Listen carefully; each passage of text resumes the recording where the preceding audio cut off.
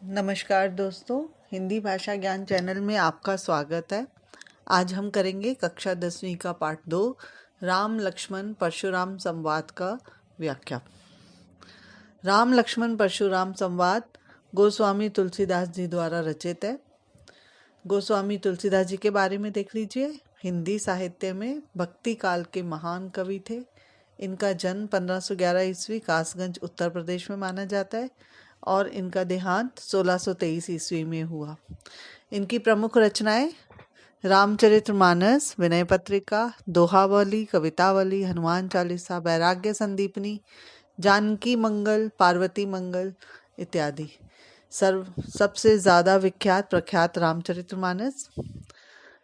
आज जो हम पढ़ने जा रहे हैं वह है रामचरितमानस से ही लिया गया है। तुलसीदास द्वारा लिखित है रामचरितमानस और इसकी भाषा कौन सी है? अवधी। रामचरितमानस अवधी भाषा में लिखी गई है और यह काव्यांश इसके रामचरितमानस के बालकांड से लिया गया है। तुलसीदास ने इसमें दोहा और चौपाई का बहुत ही सुंदर प्रयोग किया है। भाषा में लयबद्धता बनी हुई है। तुलसीदास जी ने अलंकारों के सटीक प्रयोग से इसकी भाषा को और भी सुंदर और संगीतात्मक बना दिया है। इसकी भाषा में अनुप्रास अलंकार, रूपक अलंकार, उत्प्रेक्षा अलंकार और पुनरुक्ति प्रकाश अलंकार की अधिकता मिलती है। शुरू करते हैं। पाठ 2 राम लक्ष्मण परशुराम संवाद। ये कहाँ का दृश्य है? ये जनक के दरबार का दृश्य है। हम सब जानते हैं राजा जनक ने अपनी पुत्री सीता के लिए स्वयंवर रचा था और शर्त रखी थी कि जो शिव के धनुष को प्रत्यंचा चढ़ाएगा, उसकी डोरी को बांधेगा, उसी से वह सीता का विवाह कर देंगे। जनक का दरबार राजा, महाराजा, राजकुमारों से भरा हुआ है। एक एक कर सबने प्रयास किया और अंत में श्री राम ने धनुष में न केवल प्रत्यंचा चढ़ाई बल्कि उसको तोड़ डाला।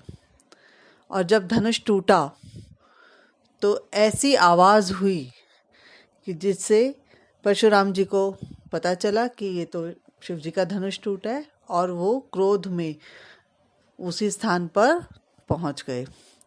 और जब वो वहाँ पहुँचे तो इतने क्रोध में थे, क्रोध में उन पूछते हैं कि ये धनुष किसने तोड़ा है, शिव जी का धनुष किसने तोड़ा है। तब उनको क्रोध में देखकर श्री राम बहुत ही विनम्रता के साथ उनके सामने आते हैं और उनसे कहते हैं कि नाथ शंभु धन भंज निहारा, होए केहू एक दास तुम्हारा।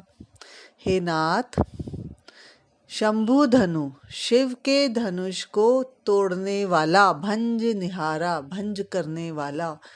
हे नाथ, शिव के धनुष को तोड़ने वाला, होए केहू जो है, होगा एक दास तुम्हारा, वह और कोई नहीं, आपका ही एक दास है।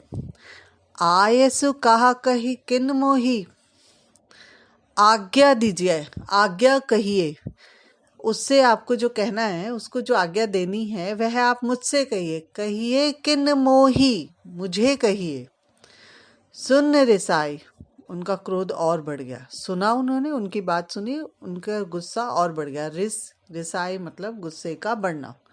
और वह उसी क्रोध की भाषा में बोले, उसी स्वर में बोले। क्या बोले? सेवक सो जो करे सेवकाई, अरि करनी कर करे लड़ाई।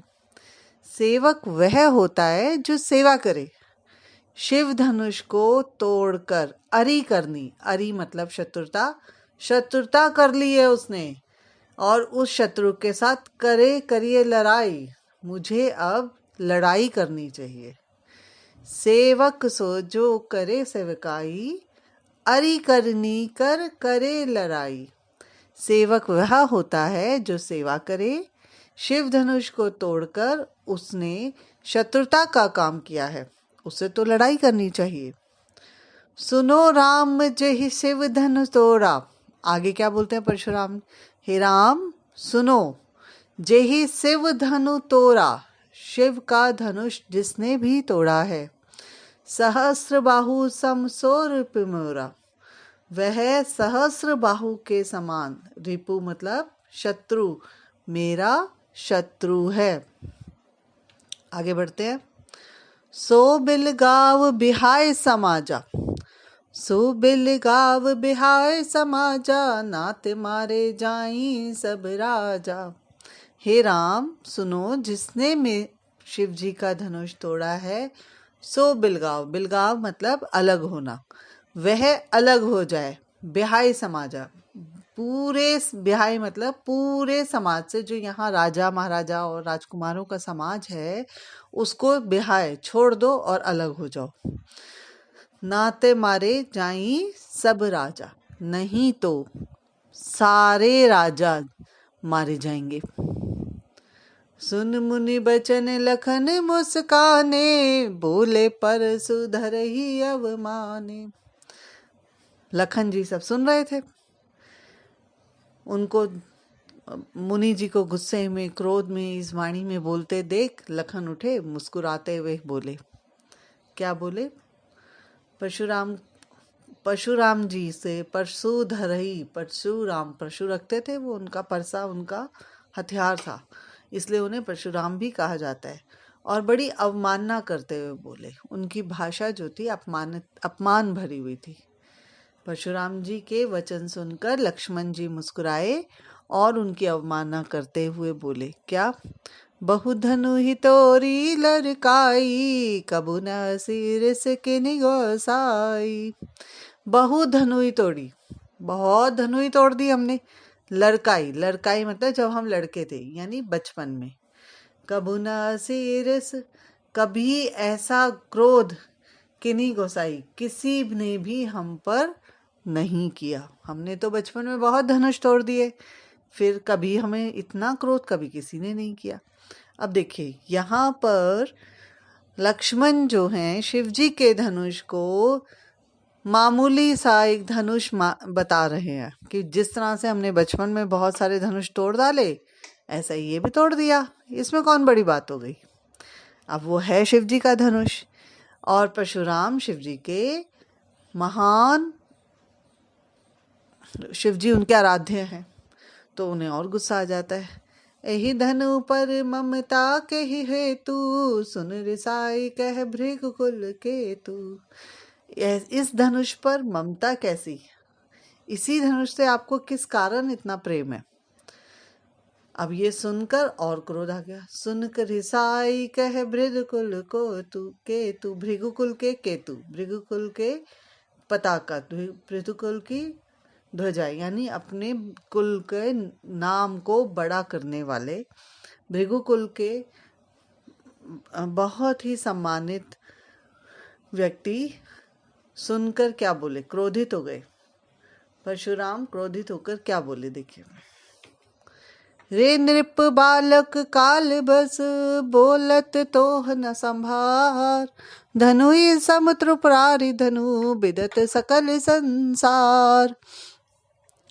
रे नृप बालक, हे राजा के बेपुत्र, राजकुमार, राजपुत्र, काल बस बोलत, तू काल के बस में बोल रहा है, तो ही न संभार, तभी तू संभाल कर नहीं बोल रहा।